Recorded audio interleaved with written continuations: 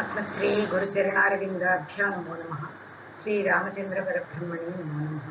चूडामणीकृतविधौ वलयीकृतवासुकिः भवो भवतु भव्याय लीलाताण्डवपण्डितः। इदानीम् अस्मिन् देशे चिन्तनविषयः आत्मनिरूपणे अवशिष्टः भागः किञ्चित् पश्यामः संक्षेपरूपेणैव। तथात्वं चेदेन्द्रियाणाम् उपघाते कथं स्मृतिः इति तार्क्यम्।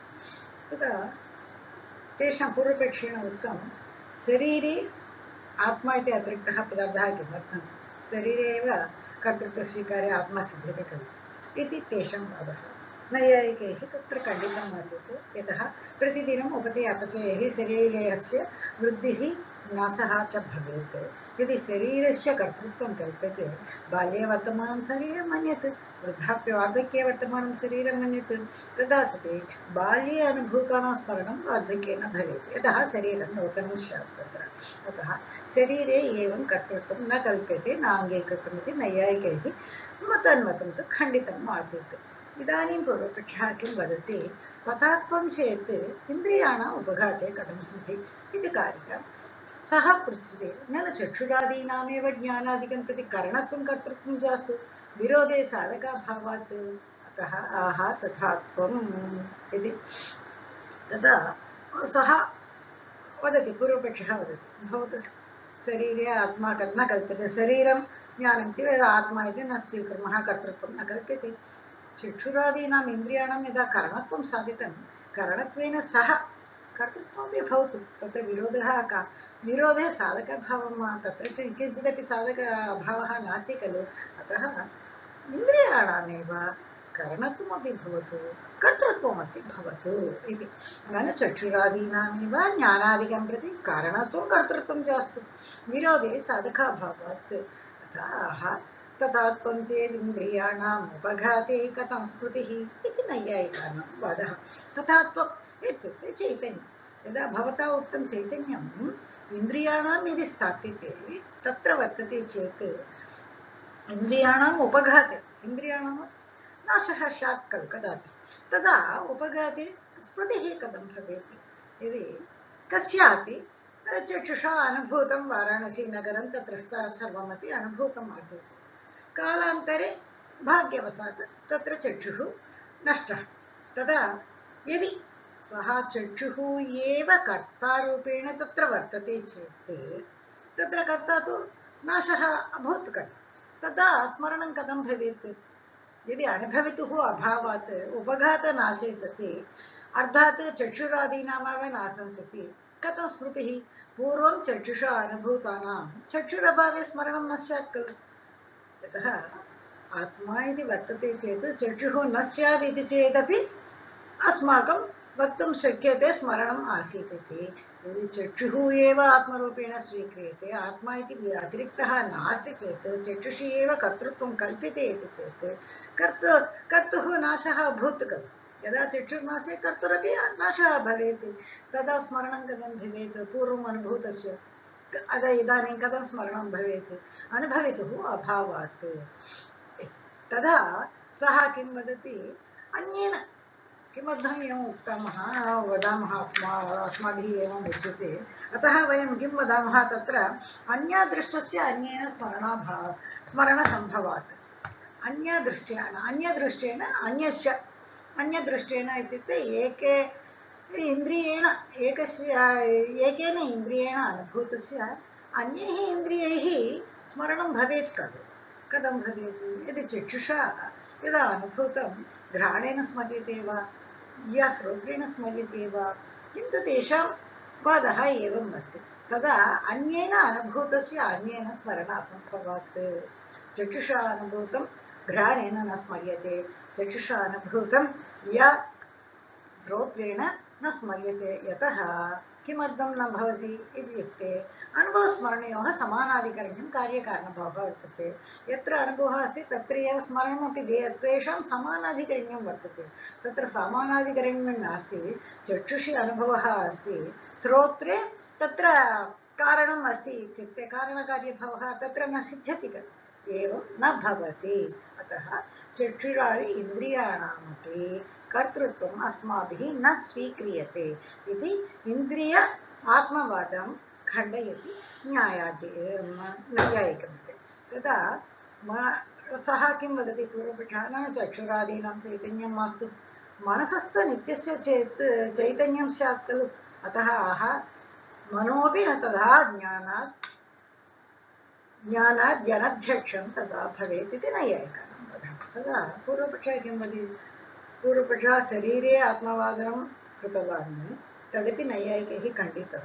शरीर इन्द्रियविषयभेदात् खलु, तदा इन्द्रिये इदानीम् इन्द्रिये कल्पितं तेन, तदपि नैयायिकैः अनङ्गीकृतम्। इदानीं सः वदति चक्षुरादीनां चैतन्यं मास्तु, चक्षुषा तत्र चैतन्यं न वदामः, मनसस्तु नित्यस्य चैतन्यं स्यात् खलु, अतः यदि चक्षुषि चलो चक्षुः नाशः स्यात्, श्रोत्रस्य नाशः स्यात्, किन्तु मनः अस्ति खलु, मनः नित्यपदार्थः खलु, मनसि नाशः न भवेत् खलु, अतः मनसि चैतन्यं वदामः, अत्र कः हानिः इति तेषां वादः।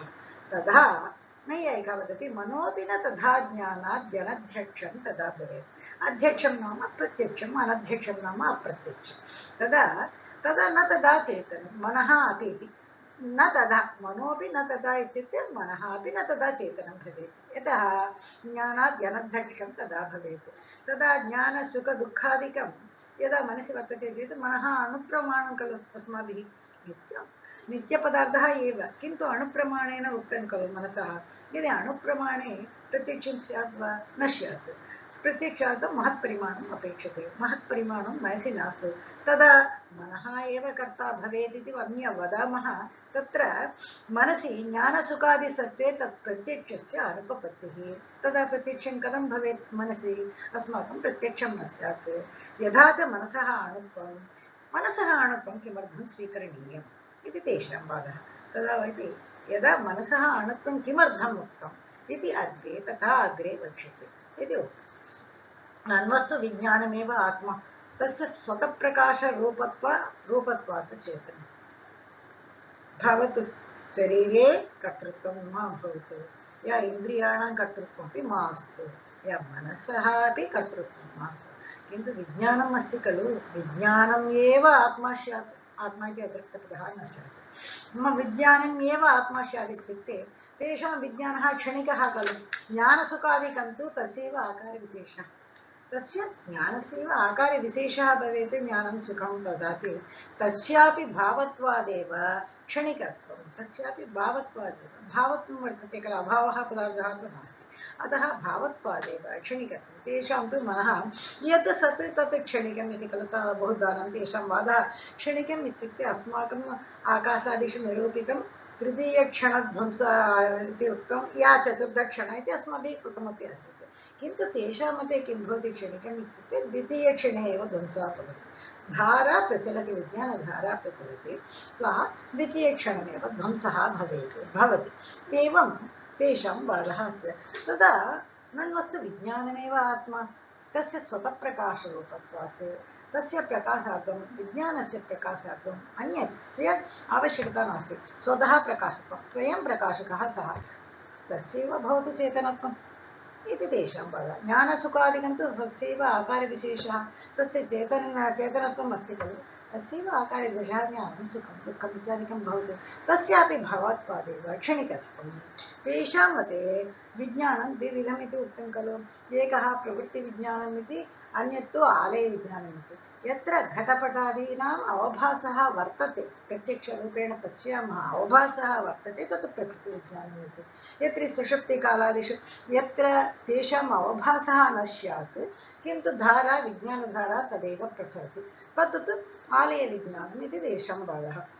तदा उक्तं चेत् तस्य एवं स्वीकुर्मः चेत् पूर्वविज्ञानस्य उत्तरविज्ञाने हेतुत्वात् सुषुप्त्यवस्थायामपि आलयविज्ञानधारा निराभादैव, पूर्वविज्ञानस्य उत्तरविज्ञानं कारणम्, उत्तरविज्ञानस्य पूर्वविज्ञानं कारणम् इति तेषां वादः। एवमेव खलु संस्कारः उत्पद्यते इत्युक्ते पूर्वं किञ्चित् अनुभूतं स्यात्, तेन अनन्तरं स्मरणरूपेण तत्र स्मृतिरूपेण वर्तते, तदा पूर्वविज्ञानस्य उत्तरविज्ञाने हेतुत्वं कारणं वर्तते खलु पूर्वविज्ञानस्य उत्तरविज्ञाने कारणत्वं वर्तते अतः सुषुप्ति अवस्थायामपि यद्यपि सुषुप्ति अवस्था स्यात् तत्रापि आलयविज्ञानद्वारा तत्र ज्ञानं सुखं घटं पटम् इति अवभाषते न किन्तु आलयद्वारा प्रसरत्येव तत्र निराबाधः एव खलु निराबाधः एव खलु इत्युक्ते मृगमदवासना उदाहरणं मृगमदवासनावसितवसने एव पूर्वपूर्वविज्ञानजनितसंस्काराणाम् उत्तरविज्ञाने हेतुत्वात् न अनुपपत्तिः एवमेव यदा मृगमदम् इत्युक्ते कस्तूरि मृगमदेन वासितम् इत्युक्ते मृगमदवासना इत्युक्ते तस्य गन्धः तेन वासित तस्य गन्धः प्रसरितः तत्र वसने यदि वसनानां समूहः अस्ति तत्र मृगमदः अन्तः अस्ति चेत् वस्त्रात् वस्त्रम् एवं यदा सङ्क्रमति तस्य मृगमदस्य वासना कस्तूर्याः वासना कथं सङ्क्रमति तथैव अत्रापि किं वदति मृगमदवासनावसितवसनैव तदेव विज्ञानस्य कारणतः तदेव उत्तरविज्ञाने वर्तते एवमेव एवं हेतुत्वात् तत्र स्मरणस्य अनुपपत्तिः इति बाधा कल्पते स्मरणं वर्तते एव खलु इति तेषां बाधः तदा सः वदति नैयायिकानां बाधः ज्ञानं तु सविषयकं ज्ञानं सर्वदा विषयत्वेनैव प्रतीयते अतः यदि भवतां मते तत्र किं वर्तते जगद्विषयकत्वं वा या किञ्चित् विषयकत्वम् इति तत्र भवता उक्तं चेतनं क्षणिकं विज्ञानम् इत्येव उक्तं खलु यदि जगद्विषयकत्वम् इत्युक्ते किं भवति तत्र जगद्विषयकत्वे इत्युक्ते अस्माकं मते तु निर्विषयकत्वे ज्ञाने मानाभावः वर्तते अस्माकं नैयायिकं ज्ञानं तु अस्माकं सविषयकः एव भवति यदि तेषां पक्षे ज्ञानं किं विषयकं भवेत् तत्र जगद्विषयकत्वम् इति यावत् पदार्थविषयकत्वं जगति यावन्तः पदार्थाः सन्ति तेषां सर्वेषामपि विषयकत्वं यदि जगद्विषयकत्वमपि स्वीक्रियते वा अन्यथा किञ्चित् विषयकत्वमपि स्वीक्रियते इत्युक्ते तदा किञ्चित् सुषुप्ता यदि जगद्विषयकत्वे यदि भवतां मते सर्वपदार्थेष्वपि तत्र जगद्विषयकत्वमेव ज्ञानम् इति स्वीक्रियते तदा निर्विषयकत्वमपि विषयकत्वं सविषयकत्वं वा निर्विषयकत्वं वा सर्वमपि स्वीक्रियते चेत् जगति यावन्तः सन्ति स्वीक्रियते चेत् तदा किं भवति जगद्विषयकत्वे सर्वज्ञत्व घटादीनामपि सर्वज्ञत्वम् आपत्ति यदि घटपटादीः सन्ति विषयकत्वं तेषां विषयकत्वं तत्रापि तेषामपि सर्वज्ञत्वं सिद्ध्यते प्रत्येकः मनुष्यः सर्वज्ञः एव भवति तथा च सर्वे सविज्ञत्वं घटपटादीनामेव विषयकत्वं यदि यावद्विषयकत्वं तस्य किं भवेत् तत्र सर्वज्ञत्वं स्यात् अतः सर्वः अपि सर्वज्ञः एव भवेत् तत्र एवमेव खलु अतः ज्ञाने यदि सर्वज्ञत्वापि जगद्विषयकत्वं नास्ति इति भवन्तः वदन्ति यदि किञ्चित् विषयकत्वम् इति घटस्यैव विषयं जानाति पटस्यैव विषयं जानाति यदि घटस्य विषयं तत्र जानाति तत्र पटविशेषं तु सः न जानाति पटस्य विषये किञ्चिदपि न जानाति मठस्य विषये किञ्चिदपि न जानाति मृगस्य विषये किञ्चिदपि न जानाति किञ्चित् विषयत्वमेव तत्र अस्ति तदा किं भवेत् दिनिगमनाविरः कस्य ज्ञानम् अस्ति घटस्य ज्ञानं वा मठस्य ज्ञानं वा पटस्य ज्ञानं वा मृगस्य ज्ञानं वा चैत्रस्य ज्ञानं खलु यदा तत् तेषाम् उक्तं चैत्रेण अनुभूतं मैत्रेण स्मर्यते वा तदेव चक्षुषा अनुभूतं श्रोत्रेण न स्मर्यते इति तत्र उक्तम् अत्रापि यदि किञ्चित् विषयकत्वमेव अस्ति चेत् तत्र तेषां ज्ञाने निर्विषयकज्ञाने तत्र तेषां सुषुप्तावपि विषयाभासप्रसङ्गात् च ज्ञानस्य सविषयत्वात् सुषुप्तावपि यदि सुषुप्तिकाले तत्र ज्ञानम् अस्ति चेत् सविषयकमेव भवेत् नैयायिकानां मते सविषयकत्वं विना ज्ञानाभावः ज्ञाने मानाभावः अस्माकम् अतः सुषुप्तावपि तत्र विषय अवभासप्रसङ्गः वर्तते सुषुप्तावपि तत्र विषयं तत्र वर्तते एव ज्ञानस्य सविषयत्वात् तदानीं सः किं वदति तदानीं निराकारासङ्गतिः अनुवर्तते एव निराकार निर्विषयकत्वं ज्ञानसन्ततिः चित्सन्ततिः ज्ञानसन्ततिः तत्र वर्तते। वयम् इदानीम् अङ्गीकुर्मः तत्र निर्विषयकज्ञानमपि वर्तते एव। तस्याः प्रकाशत्वे प्रमाणाभावात् अन्यदा घटादीनामपि ज्ञानत्वापत्तिः। यदि निर्विषयकज्ञानमपि तत्र वर्तते इत्युक्ते सर्वत्र सर्वमपि वर्तते इति जगद्विषयकत्वे इत्युक्ते निर्विषयकज्ञाने घटादीनामपि घटः अपि निर्विषयज्ञानेपि घटस्यापि ज्ञानं भवेत् खलु तत्र इत्युक्ते सः वदति न च इष्टापत्तिः विज्ञानव्यतिरिक्तवस्तुनः अभावात्। अस्माकं मते तु विज्ञानवस्तुनः व्यतिरेकः किञ्चिदपि नास्ति, केवलम् एक एव विज्ञानवस्तुः अस्ति। अस्माकम् इष्टापत्तिरेव घटादीनामपि ज्ञानत्वं भवतु, अस्माकं तत्र का हानिः इति तेषां वादः। घटादेः अनुभूयमानस्य अपलपितुम् अशक्यत्वात्। यदि भवान् एवं वदति, यदि जगति यावन्तः वर्तन्ते सर्वे अपि किं वदन्ति, अयं घटः अयं पटः इति खलु वर्तते। अयं ज्ञानम् इति कोऽपि वदति वा? न वदति। घटे घटत्वमेव भासते, पटे पटत्वमेव भासते, मठे मठत्वमेव भासते खलु। अतः घटादेः अनुभूयमानस्य अपलपितुं तद् निराकर्तुं तु अशक्यत्वात्। अस्माभिः तत् निराकर्तुं न शक्यते। घटं घटत्वेनैव भासते, पटं पटत्वेनैव भाषते इति। आकारविशेषे एव अयं विज्ञानस्य इति चेत् न। एतदपि आकारविशेष विज्ञानस्य आकारविशेषः इति स्वीकरोतु, तत्र का हानिः इत्युक्ते किमयम् आकारः आकारः इति भवान् वदति, सः किम् आकारः, किमयम् आकारः? विज्ञानात् अतिरिच्यते। यदा भवता उक्तं विज्ञानं तेन अतिरिक्तः वा आकारः, तर्हि समायातं विज्ञानव्यतिरिक्ते। यदि भवान् वदति आम् विज्ञानात् अतिरिक्तः, तर्हि समायातं विज्ञानव्यतिरिक्तेन। विज्ञानम् एक एव अस्ति, अन्यत् नास्ति इति उक्तं खलु भवता, तत् व्यतिरेकं भवति। भवतां सिद्धान्ते व्यतिरेकः भवेत्। तत् नातिरिच्यते चेत् तर्हि समायातं विज्ञानव्यतिरिक्तं। विज्ञानस्य व्यतिरेकः एव भवेत्। भवतां मते विज्ञानः एक एव अस्ति खलु। यदि विज्ञानात् आकारः अतिरिक्तः स्यात् इति भवता अङ्गीकृतं, विज्ञानव्यतिरिक्तं स्यात्। न अतिरिच्यते, नातिरिक्तं चेत् यदि समूहालम्बने नीलपीते इति ज्ञानं, नीलवर्णः अपि अस्ति, नीलमपि अस्ति, पीतवर्णमपि, नीलपीते इति ज्ञानं स्यात्। तदा किं भवति, द्वयमपि समानमेव भवति। तत्र नातिरिक्तं किञ्चिदपि नातिरिक्तं। नीले पीतः अपि भासते, पीते नीलः अपि भासते, एकः एव वर्तते। तत्र भेदः न स्यात् खलु। स्वरूपतः विज्ञानस्य अविशेषात्, स्वरूपतः विज्ञाने विशेषः तत्र नास्ति खलु। स्वरूपे सर्वमपि एक एव अस्ति, नीलमपि नीलमेव, पीतमपि नीलमेव, सर्वम् एक एव अवभासते खलु। इत्युक्ते तेषां वधा न तदा न अपोहरूपः नीलत्वादिविज्ञानधर्मः। अस्माकं मते तु अपोहादिरूपधर्मः वर्तते, अपोहरूपः धर्मः वर्तते। तेन नीलत्वं पीतत्वम् इति अस्माकं वक्तुं शक्यते इति चेत् न। यतः नीलत्वादीनां विरुद्धानाम् एकस्मिन् असमावेशात्। यदि नीलत्वं स्यात् सः पीतत्वेन सह न संगच्छति, यदि पीतत्वं स्यात् सः नीलत्वेन सह न संगच्छेत्। यतः तेषां विरुद्धानां धर्माणाम् अपोहधर्मः, नीलत्व अपोहधर्मः अन्यत्, पीतत्व अपोहधर्मः अन्यत्। यदि विरुद्धानां सङ्गमः न भवेत्, तत्र यदि समावेशः तत्र भवेत्, इतरथा विरोध अवधारण एव धारणस्यैव दुरुपपादत्वात्। विरोधं द्वयमपि तत्र वर्तते इत्युक्ते तत्र किं भवेत्, द्वयमपि यदा विरुद्धधर्माणाम् इति न वर्तते, पीतत्वमपि वर्तते नीलत्वमपि वर्तते चेत् तत्र विरोधः एव न भवति खलु।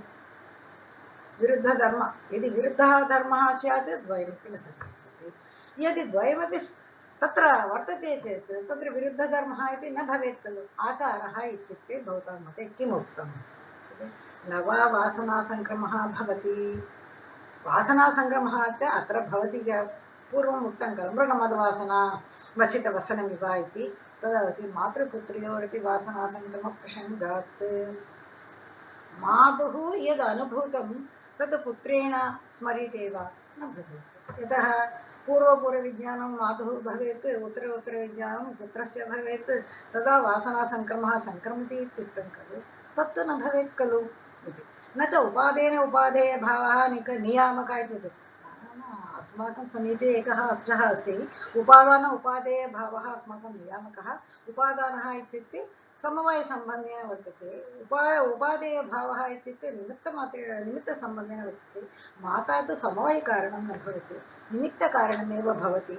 एवं वयं वदामः इत्युक्ते वासनायाः, तदा नैयायिकः वदति वासनायाः सङ्क्रम असम्भवात्। वासना इति गुणः, गुणे क्रियायाः, गुणे तु क्रिया न वर्तते, सङ्क्रमणम् इत्युक्ते क्रिया खलु, तदा वासनायाः सङ्क्रम असम्भवात्, गुणे क्रिया न भवति खलु। इत्युक्ते उत्तरस्मिन् उत्पत्तिरेव सङ्क्रामः इति चेत् न, वयम् एवं न क्रिया इति न वदामः, यदा उत्तरस्मिन् उत्पत्तिः भवति खलु तदेव सङ्क्रमः। पूर्वस्य उत्तरस्मिन् उत्पत्तिः एव सङ्क्रमः इत्युक्ते तद् उत्पादक अभावात्, तत् उत्पादकस्य अभावात्। यतः चितामेव उत्पादकत्वे संस्कार आनन्त्यप्रसङ्गः, तत्र जनकः नास्ति। यदि चितामेव उत्पादकत्वं वयं निरूपयामः, संस्काराः अनन्ताः स्युः, प्रतिक्षणमपि संस्काराः स्युः, एव संस्कारस्य आनन्त्यप्रसङ्गः गौरवमेव भवति।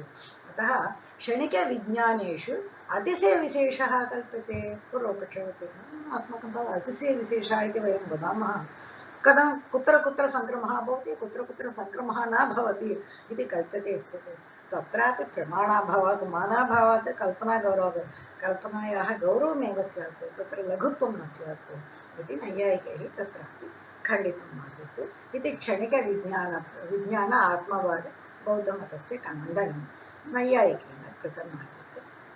सर्वे सन्तु सुखिनः, सर्वे सन्तु निरामयाः, सर्वे भद्राणि पश्यन्तु, मा कश्चित् दुःखभाग् भवेत्। धन्यवादाः सर्वेभ्यः।